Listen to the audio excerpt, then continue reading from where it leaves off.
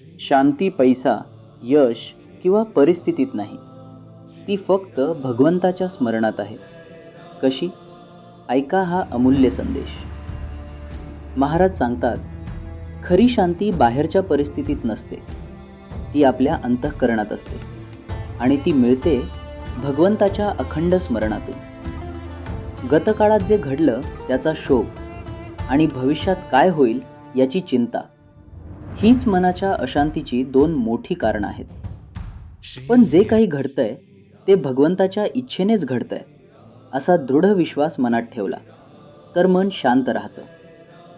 आपण प्रत्येक कर्म भगवंताला साक्षी ठेवून केलं, कर्तेपणाचा अभिमान सोडला आणि मनात राम करता ही भावना जपली, तर प्रपंचात राहूनही मनाची शांती टिकून राहते. म्हणून संत सांगतात, परिस्थिती बदलण्यापेक्षा भगवंताचं स्मरण करा, कारण परमात्म स्मरणच मनाला खरी शांती देतं. अखंड भगवंताचं स्मरण करा. शांती तुमच्या जीवनाची कायमची सोबती बनेल.